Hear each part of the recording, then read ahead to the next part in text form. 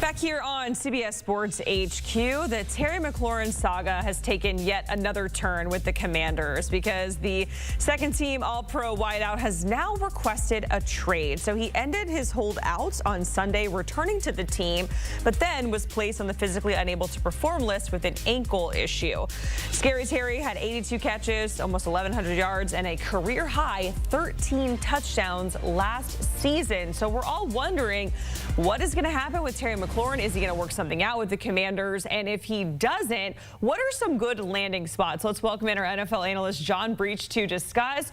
Breech, we're going to go through your top 5 teams that could be good fits for Terry McLaurin. I think any team would love to have him, of course. We are starting, though, at number 5 with the Cardinals. Why does that come to mind for you as a good landing spot?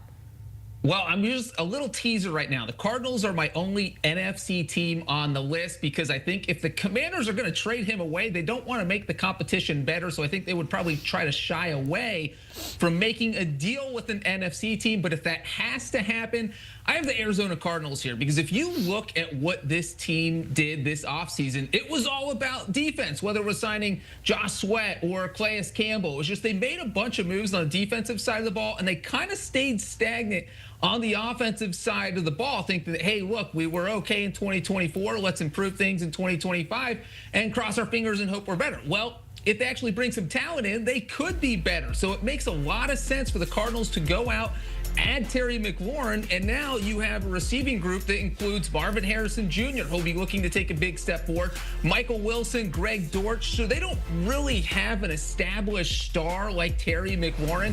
So he would certainly be a very helpful element to that receiving group in Arizona. Yeah, Marvin Harrison Jr. and Scary Terry sounds like a dangerous duo out there for Kyler Murray to be throwing the ball to. So as you mentioned, the Cardinals, the only NFC team. So let's get into the AFC teams. Coming in at number 4, we have the Browns, where we really don't know for certain who the starting quarterback is going to be throughout the entirety of the season. Is it going to be Joe Flacco, Kenny Pickett? Are we going to see Shador out there? So why does Terry McLaurin make sense? We know that the Browns probably need all the help they can get.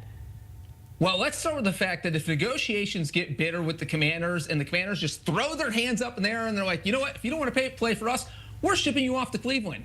So sorry, Terry. And that's where he could end up with the Browns. And you look at what the Browns have. They obviously have their quarterback battle you just mentioned, still undecided. We don't know who the week 1 starter is going to be.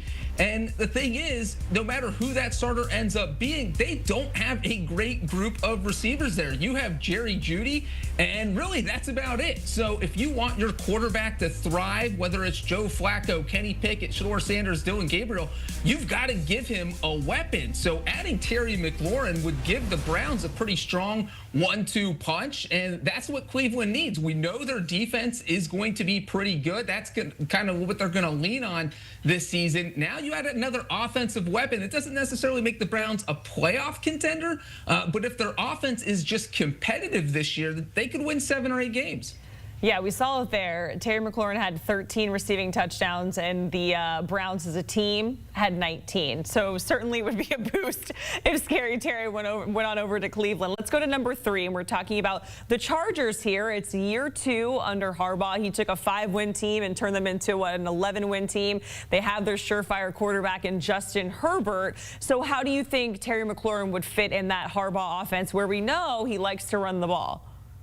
We do know he loves to run the ball, but we also know that the Chargers were well aware that they needed to add some receivers this offseason because that's exactly what they did. You go back to the NFL draft. They took 2 different receivers, starting with Trey Harris early on, Kenandre Lambert-Smith a little bit later in the 5th round, who actually had a pretty good night in the Hall of Fame game.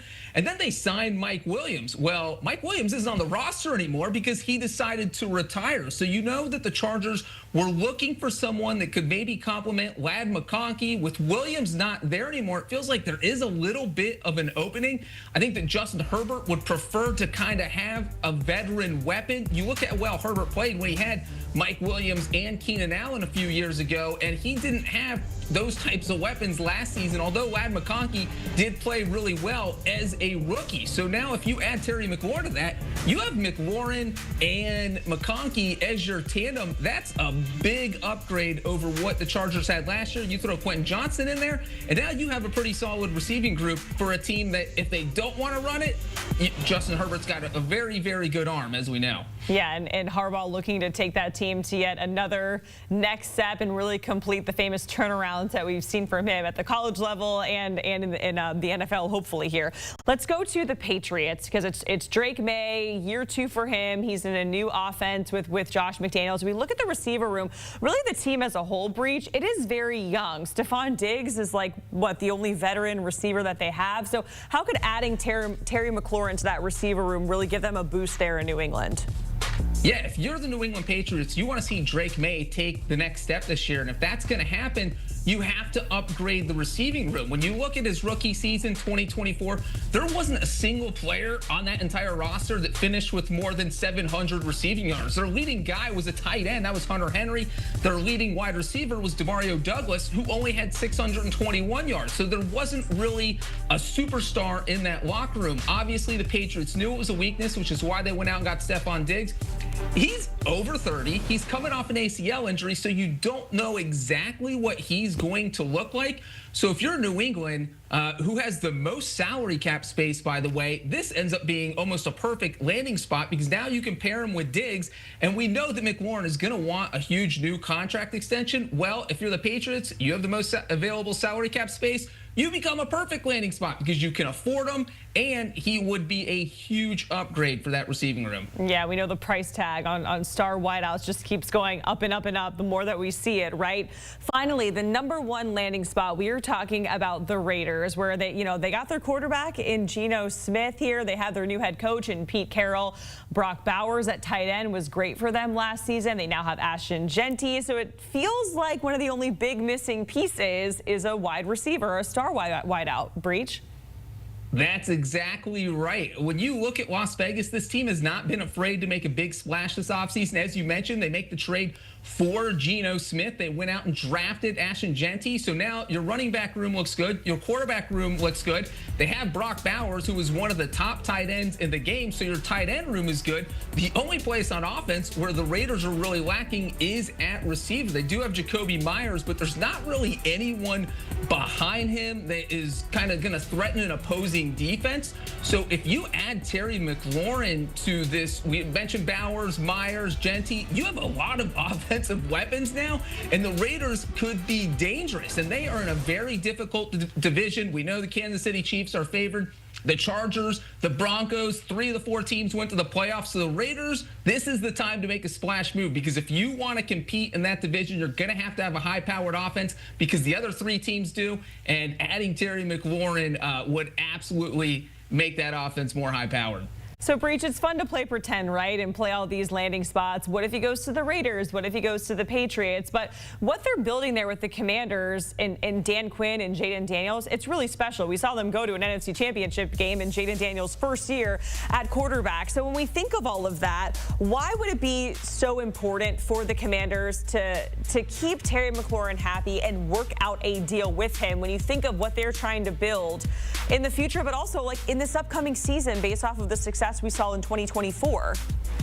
Yeah, I think the Commanders would actually be absolutely crazy to let him go. They shouldn't even be answering phone calls. Say, Terry, look, if you want to sit out the season, that's fine, but we're not sending you to another team because we need you here. You look at Jayden Daniels' development during his rookie season, and a big reason he was so good is because of Terry McLaurin. He got targeted 117 times. That's more than 100 passes went to Terry McLaurin. So there's no easy way to replace that in Washington. You mentioned that he finished second in the league in touchdown catches. He was the guy that Jayden Daniels loved to throw the ball to. We know that the Commanders did add Deebo Samuel, but he doesn't really have the same skill set as Terry McLaurin. So taking him out of that offense would just completely weaken what the Commanders are trying to do on offense. And this is a team that, as they're built now, if McLaurin's out there, it feels like they could compete for the NFC East title, possibly a Super Bowl contender. But if you take that out, you can't just replace it 4 weeks, 5 weeks before the season starts.